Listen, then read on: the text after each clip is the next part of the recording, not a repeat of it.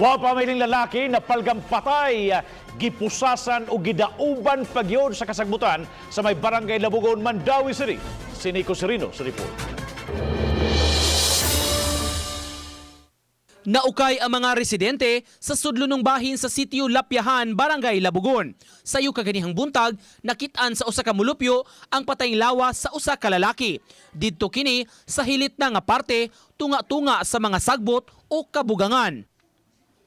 Gibaatan og tape ang naong sa biktima, gibinaklid pagposas, may pinusilan, dayon gidauban pa. Wala pa mailhi ang identity ni ini.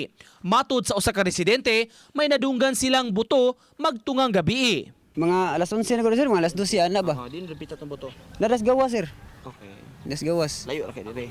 Layo ra diri sir. Distansya ra sa dire. Oo, distansya niya. Dito mis tunga sir, tunga gid sa kuan kay nano lagi mig kaka lagi. Pila ka buto niya?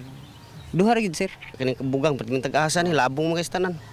So og nay tawo mo so dili gid nato makita nga unsay daba kay kanang di maklaro bitaw kay way suga. Padayon pa ang investigasyon sa maong insidente, pag-ila sa biktima ug sa mamumuno ni ini.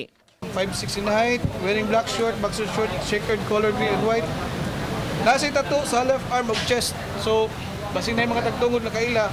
Di pa sab matumbok ang motibo sa krimen. Dako katraso, guro, kay ganun gipusasan, igsunog, murag na ang soko, makadetermine na ito ma'am, pero makakuha na sa soko sa report. Pero na ito, fired cartridge, so meaning cartridge case, empty cartridge case, so meaning napusilan siguro siya.